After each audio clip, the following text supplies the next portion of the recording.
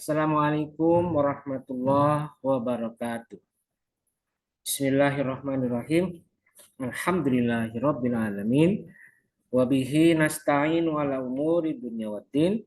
Wassalatu wassalamu ala asyrafil anbiya'i wal mursalin. Sayyidina wa maulana Muhammadin wa ala alihi wa sahbihi ajmain. Rabbi shrahli sadri wa yassirli amri wahlul 'uqdatam min lisani yafqahu qauli amma ba'du. Baik, perkuliahan kita hari ini kita buka bersama-sama dengan membaca lafaz basmalah. Bismillahirrahmanirrahim. Baik mahasiswa jurusan Hukum Keluarga Islam kelas C ya. Hari ini kita kembali masuk di mata kuliah Fikih Munakat 1 yang sampai hari ini kita sudah memasuki pertemuan ketiga ya. Pertemuan ketiga setelah minggu lalu saya menyampaikan materi pertemuan kedua, itu materi pertama. Dan untuk kali ini saya informasikan ya bahwa mengingat waktu yang semakin hari semakin terbatas, karena menurut informasi yang beredar, terutama saya dapat konfirmasi dari pihak pimpinan bahwa Dek 1 yang menyampaikan bahwa UTS akan dilaksanakan pada sekitar minggu kedua. Atau kalau kemungkinan besar tanggalnya sekitar tanggal tanggal 9 ya. Itu artinya kita hanya menyisakan 2 minggu lagi. Dengan sekarang 2 minggu, artinya 2 pertemuan lagi. Padahal berdasarkan catatan RPS, kita masih menyisakan, termasuk hari ini ya, masih menyisakan 1, 2,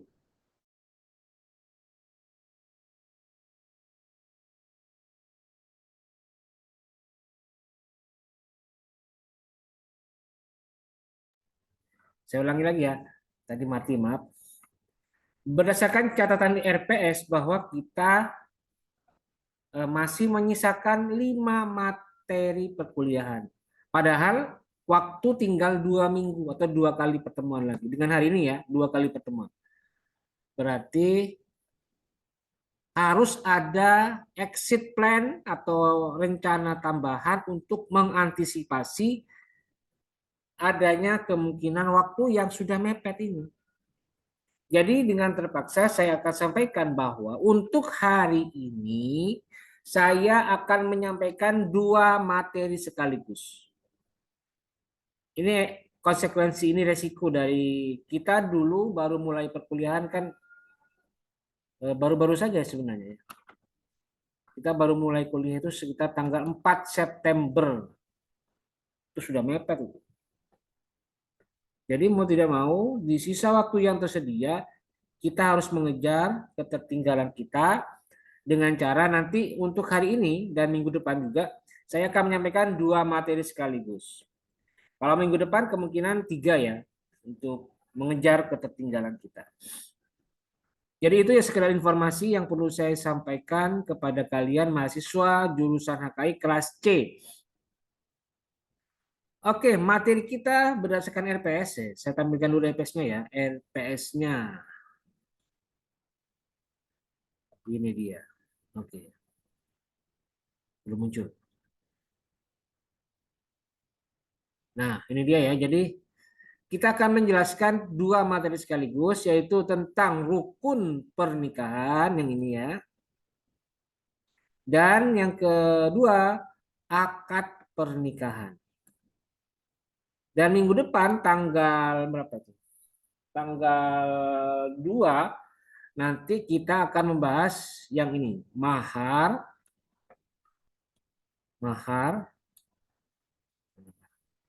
Ini dia ya. Ini mahar. Kemudian hak dan kewajiban suami istri yang ini. Dan yang ketiga konsep kafaah. Ini akan saya jelaskan minggu depan. Yang 3 ya. Nah, untuk kali ini kita akan bahas terlebih dahulu tentang rukun dan akad pernikahan. Dan ini otomatis juga berhubungan dengan tugas. Jadi nanti setelah ini saya akan jelaskan dua tugas sekaligus yang wajib kalian kerjakan sebagai bagian dari materi perkuliahan kita pada kali ini. Jadi ini resiko ya, mohon maaf ya sebelumnya resiko karena kita sudah menyampaikan dua materi, maka akan ada dua tugas yang akan saya berikan. Dan akan saya berikan rukhsah ya. Rukhsahnya apa? Ya perpanjangan waktu. Ada injury time, waktu tambahan, add time. Ini untuk memudahkan, bukan saya mempersusah, tapi ya saya coba memudahkan. Waktunya bertambah atau waktunya terbatas, sementara materi harus dikerjakan, harus diselesaikan, dan otomatis juga nanti kalau ada tugas, ya harus dikerjakan dua tugas sekaligus di waktu bersamaan. Dan untuk memudahkan, saya berikan tambahan waktu. Oke, saya langsung materi kedua. Kita langsung materi kedua.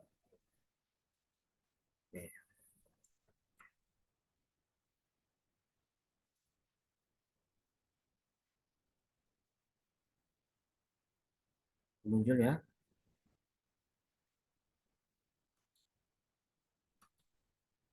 Sudah muncul belum? Oke, kita lihat ya. Ini rukun pernikahan. Oke, sebentar.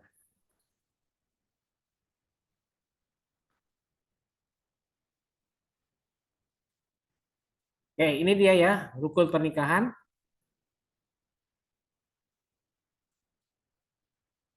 Kita akan bahas eh,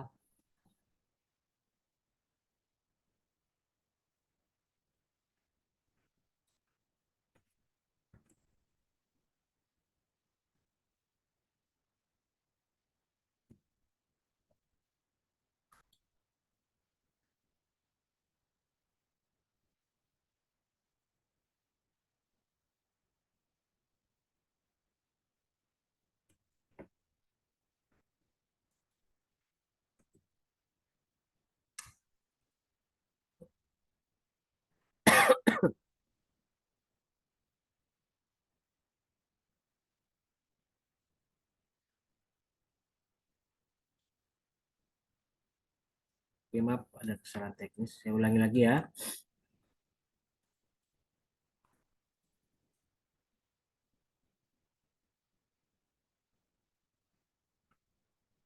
Oke, ini dia ya, rukun pernikahan. Pembahasannya adalah mendeskripsikan pengertian rukun nikah dan yang kedua adalah menguraikan syarat-syarat wali dan syarat-syarat saksi. Yang pertama, pengertian rukun nikah. Rukun nikah itu adalah ma yatawaqqafu alaihi wujudu syai'in wa yakunu dakhilan an haqiqatihi. Jadi sesuatu yang harus ada dalam sebuah tindakan dan ia menjadi bagian dari tindakan tersebut. Itu rukun. Sedangkan rukun nikah ini para ulama berbeda pendapat, masing-masing punya pandangannya masing-masing, punya pandangannya sendiri mengenai apa itu rukun nikah. Menurut mazhab Syafi'iyah, kita lihat. Mazhab Syafi'iyah mengatakan nikah itu rukunnya ada 5. Pertama, calon suami. 2, calon istri. 3, wali. 4, 2 orang saksi. Dan yang kelima, sirat atau ijab qabul. Sedangkan menurut mazhab Hambali atau Hanabilah, sama ini. Pandangannya sama, seperti Syafi'iyah. Sedangkan mazhab Malikiyah, menurut mereka, rukun nikah itu juga sama, ada 5, tapi berbeda. Pertama, calon suami. 2, calon istri. Ketiga, wali. Keempat, mahar. Nah, ini yang membedakan. Kalau di mazhab Syafi'iyah dan Hanabilah itu 2 orang saksi. Tetapi mazhab Malikiyah mengkategorikan mahar itu sebagai rukun. Sedangkan saksi itu menjadi syarat, bukan rukun. Dan yang kelima sama, sirat atau ijab kabul. Sedangkan mazhab Hanafiyah itu hanya ada dua. Pertama, calon suami dan calon istri atau sirat ijab dan kabul. Jadi tidak ada peran wali, tidak ada dua orang saksi yang menjadi rukun dari pernikahan. Demikian juga tidak ada mahar. Mungkin mahar atau wali atau dua orang saksi itu hanya dijadikan sebagai syarat. Nah, sekarang kita berpindah kepada pembahasan tentang wali nikah. Oke, sebelum saya lanjut, saya sampaikan terlebih dahulu bahwa untuk pembahasan rukun nikah yang hanya dibahas di bab ini atau di materi kali ini itu hanya dua. Pertama, wali dan yang kedua, saksi.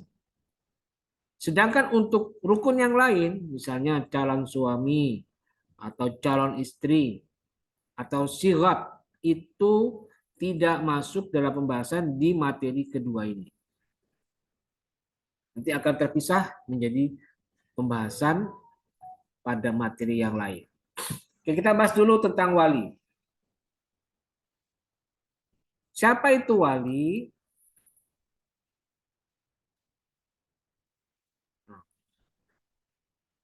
Atau pengertian wali adalah orang yang berasal dari unsur atau dari pihak keluarga calon istri yang berfungsi bertugas untuk menikahkan si perempuan. Sedangkan syarat wali itu ada setidaknya ada 5 atau 6. Sebenarnya 6 ya, sebenarnya 5 ya bukan 6. Pertama laki-laki, kedua beragama Islam atau Muslim, ketiga baligh, keempat berakal, dan yang kelima adil atau tidak fasik. Itu syarat wali. Nah, kemudian kita bagi. Wali itu ada beberapa macam.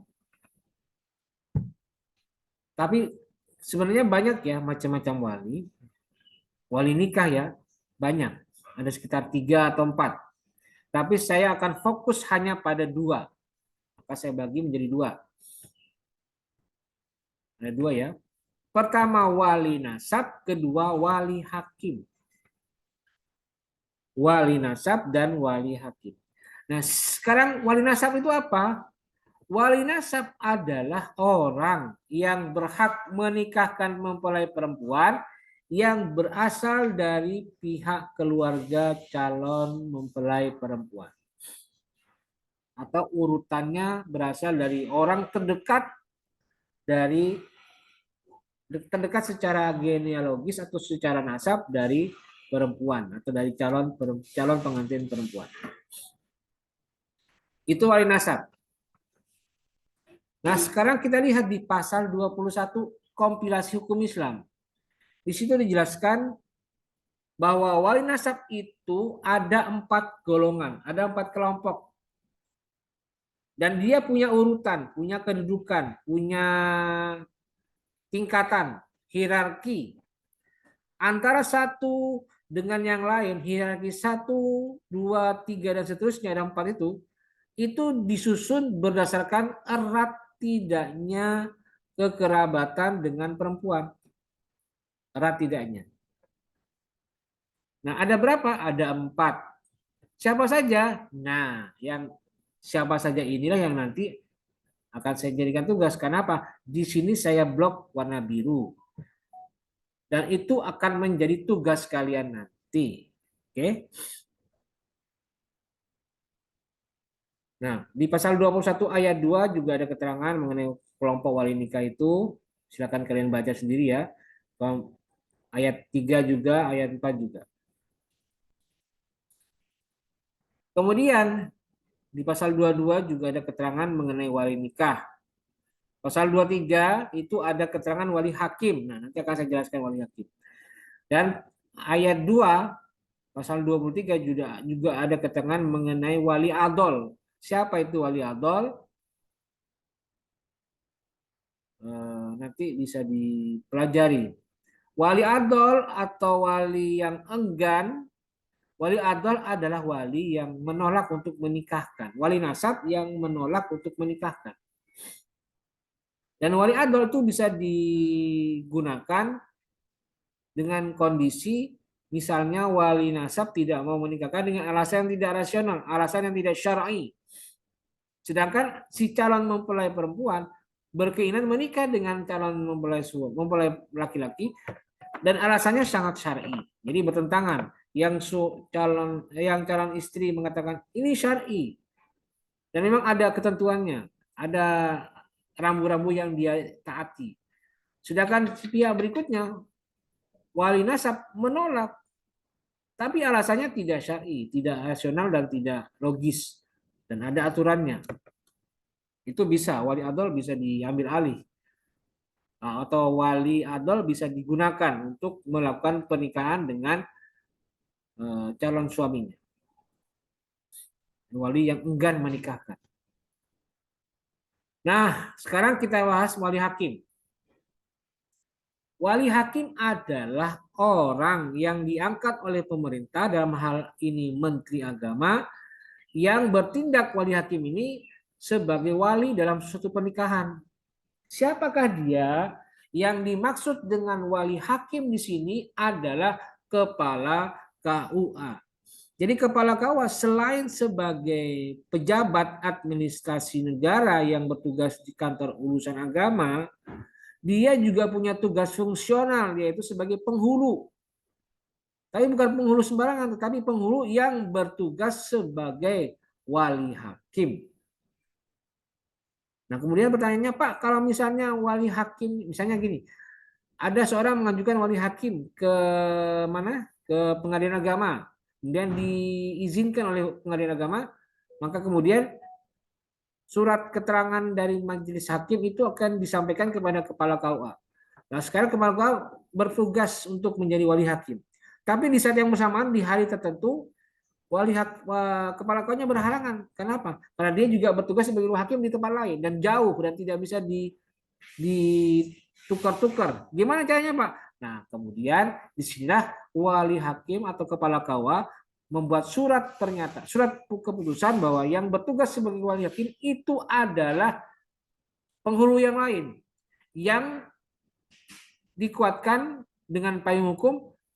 Kepala KUA menugaskan kepada penghulu yang lain untuk menjadi wali hakim. Jadi seperti itu. Kalau misalnya di saat yang bersamaan kepala KUA itu sedang punya tugas lain yang tidak bisa ditinggalkan. Jadi wali hakim adalah kepala KUA. Dan dia bertugas untuk menjadi wali hakim bagi perempuan atau pemohon pernikahan yang tidak memiliki wali atau tidak memiliki atau punya alasan syar'i ketika walinya berhalangan hadir. Siapa dia? Nah, kita lihat di sini. Ada beberapa alasan bagaimana calon mempelai perempuan itu bisa mengajukan wali hakim. Misalnya yang pertama, tidak punya nasab sama sekali.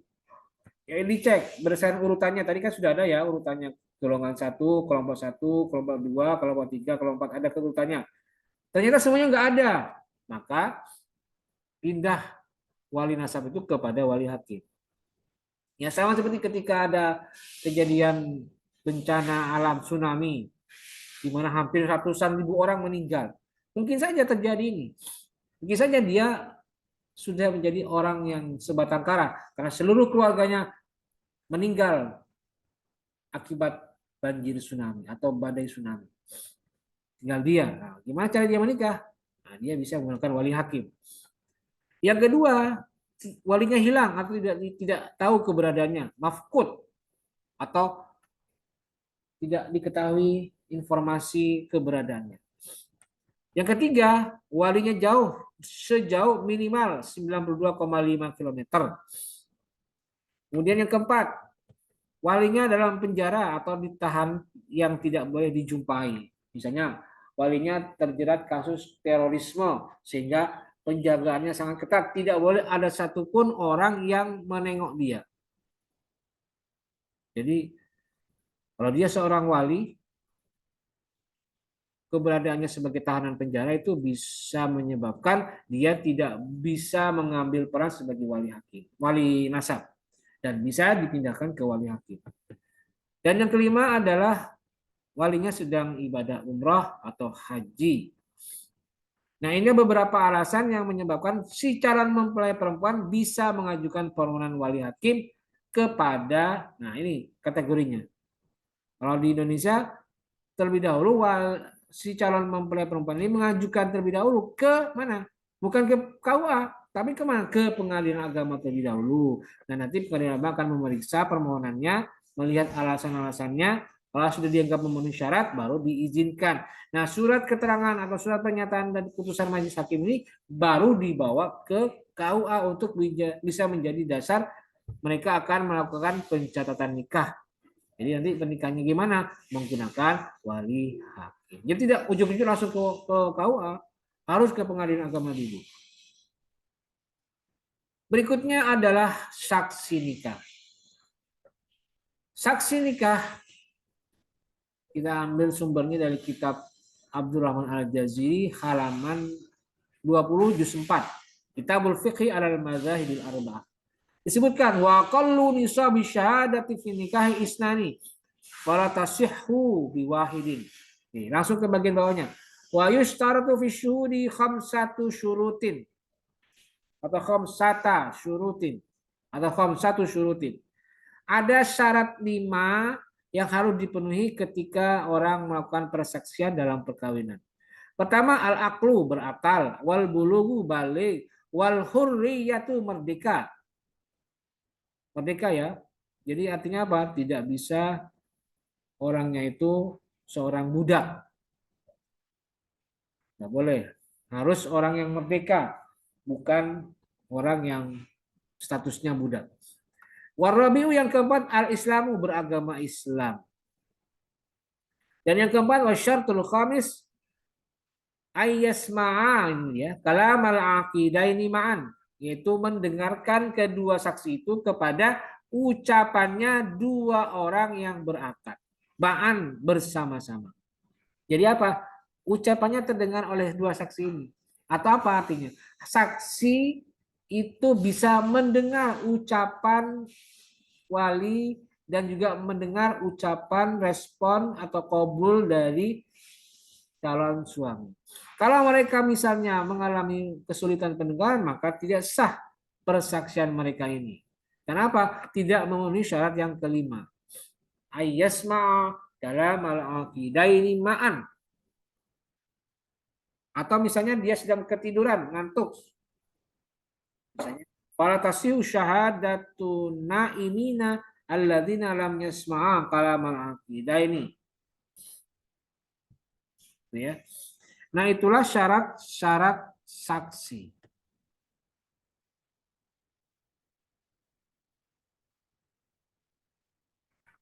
Berikutnya, ini dia tadi. Ini yang ada di kompilasi hukum Islam. Silakan dibaca pasal 24 sampai pasal 26. Oke, selesai. Sekarang kita lanjut ke materi yang ketiga. Materi ketiga pada pertemuan kali ini yaitu tentang akad pernikahan. Oke, saya tampilkan dulu ya.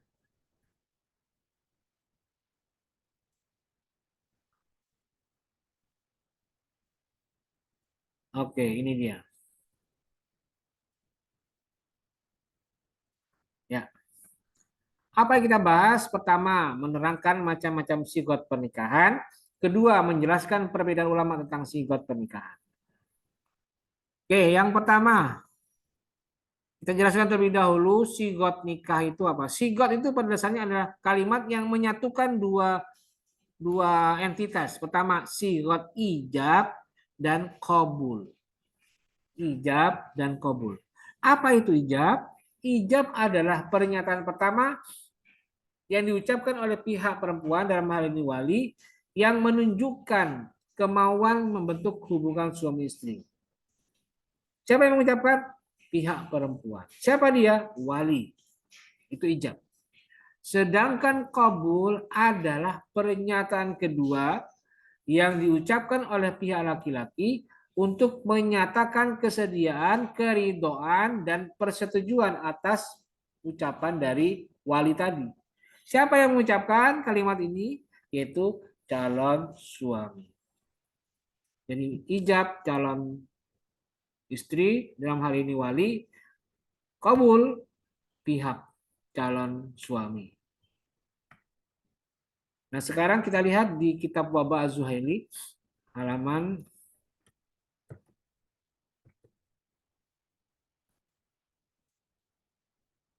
halaman 37. Ini yang saya ringkai, kita lihat. Wa kullun minal ijabi wal qabuli. Setiap ijab dan qabul itu qad yakunu lafdun, kadangkala berbentuk lafaz atau ucapan, wa qad yakunu kitabatan au isyaratan, dan kadangkala juga ijab qabul itu berbentuk tulisan au isyaratan atau bahasa isyarat. Jadi ijab qabul paling sering kita lihat berbentuk apa? Ucapan, tapi kadang-kala juga dia bisa berbentuk tulisan atau bahasa isyarat. Jadi bisa saja ada kendala sehingga menyebabkan ijab qabul itu dilakukan secara tertulis atau dengan menggunakan bahasa isyarat. Nah, sekarang kita lihat berikutnya.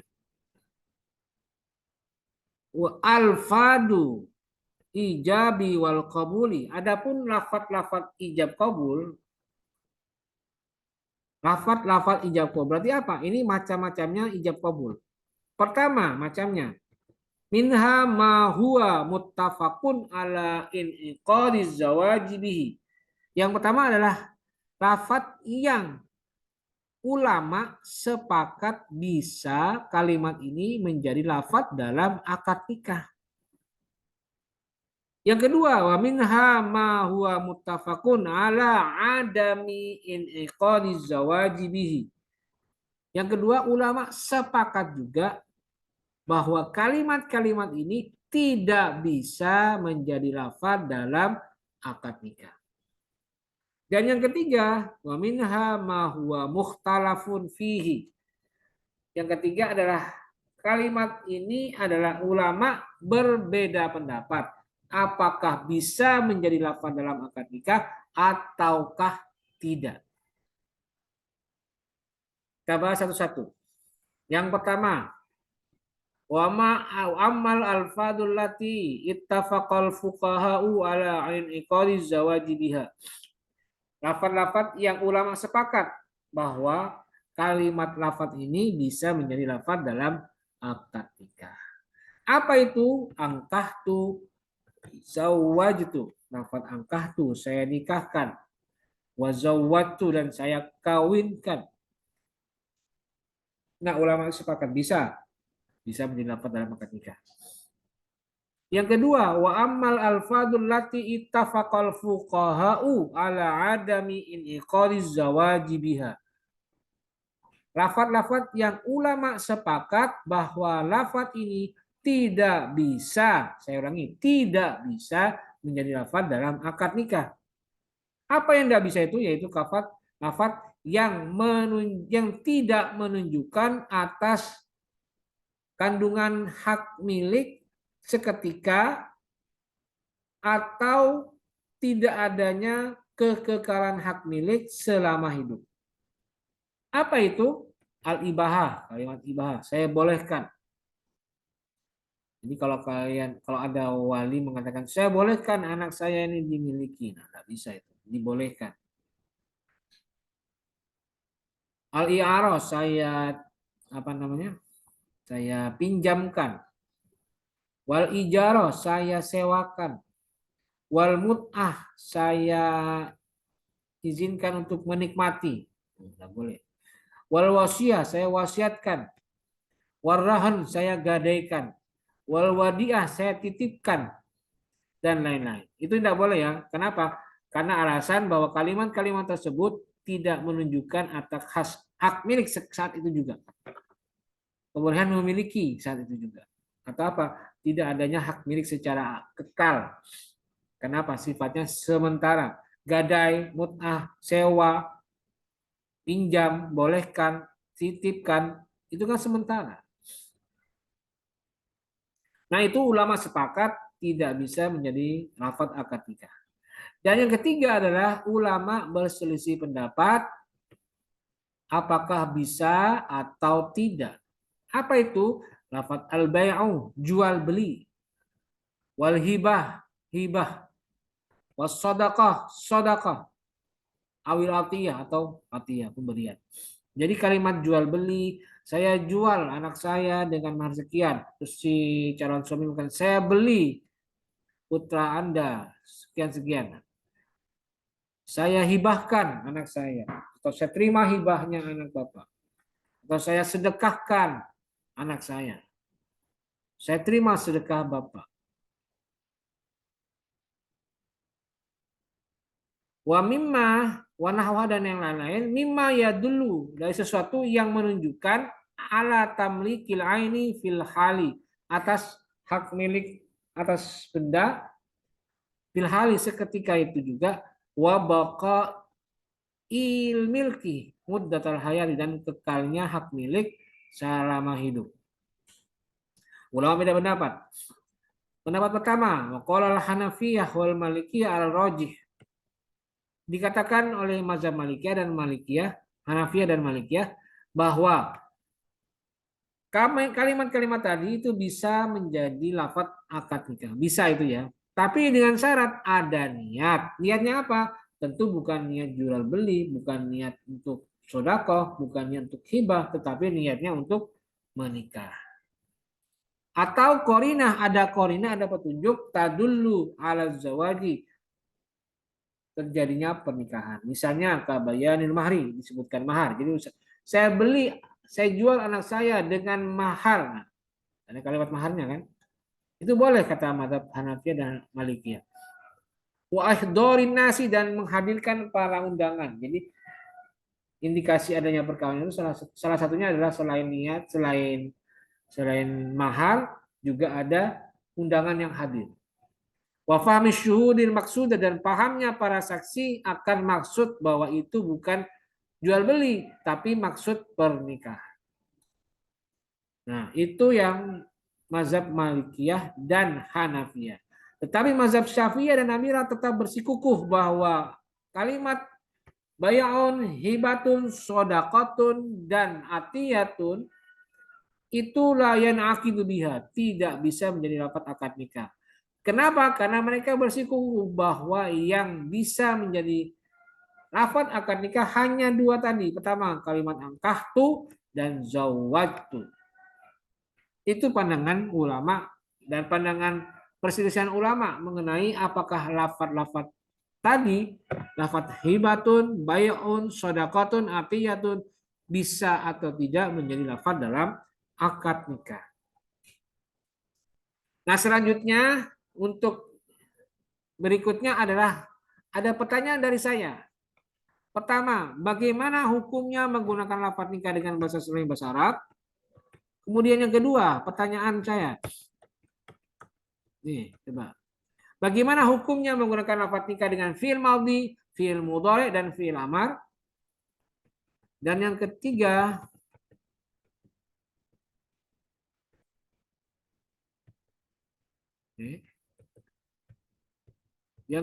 adalah bagaimana hukumnya akad nikah dengan tulisan dan bahasa isyarat. Untuk 3 pertanyaan ini akan saya jadikan tugas.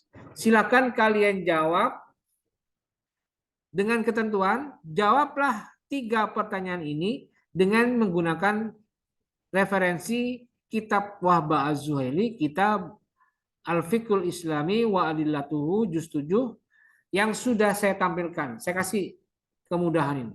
Sudah saya munculkan di sini semuanya. Tinggal kalian terjemahkan dan langsung buat kesimpulan. Apa jawabannya? Pertama, bagaimana hukumnya dengan akad nikah dengan menggunakan lafaz selain bahasa Arab? Kedua, bagaimana hukumnya lafaz nikah dengan fi'il madhi, fi'il mudhari dan fi'il amar. Dan yang ketiga, bagaimana hukumnya akad nikah dengan tulisan atau bahasa isyarat. Silakan kalian jawab dan nanti akan ada petunjuknya. Dan akan saya kasihkan rukhsah. Rukhsahnya apa? Penambahan hari. Jadi kalau misalnya normalnya akan dikumpulkan tanggal 2, akan saya tambahkan 4 hari atau 3 hari. Ya, nanti akan saya sampaikan di apa itu di di Google Classroom akan saya sampaikan. Baik, saya kira itu untuk pertemuan kali ini, dan sekali lagi saya sampaikan ini adalah pemadatan atau apa itu perapelan, pengumpulan, karena pertimbangannya tanggal 9 Oktober kita akan melaksanakan UTS. Jadi karena waktunya terbatas, jadi saya terpaksa, sekali lagi terpaksa ya, harus menyampaikan materi secara akumulatif. Hari ini 2 materi, materi 2 dan 3, dan materi 3, 4, 5 akan disampaikan minggu depan, tanggal 2 Oktober. Dan tanggal 9 kita akan baru mulai melaksanakan UTS. Saya kira itu sebagai catatan dan informasi. Semoga bisa dipahami dengan sebaik-baiknya. Dan kalau misalnya ada yang ingin kalian tanyakan, bisa kalian sampaikan pertanyaannya secara tertulis melalui kolom komentar yang ada di postingan video saya ini di Google Classroom. Atau mungkin bisa melalui kolom komentar yang ada di channel YouTube saya pada postingan video ini. Baik, saya kira cukup. Terima kasih. Semoga bermanfaat. Dan mari kita akhiri bersama-sama dengan membaca lafaz hamdalah. Alhamdulillahirrabbilalamin. Terima kasih. Wallahul muwaffiq ila aqwamit thoriq. Wassalamualaikum warahmatullahi wabarakatuh.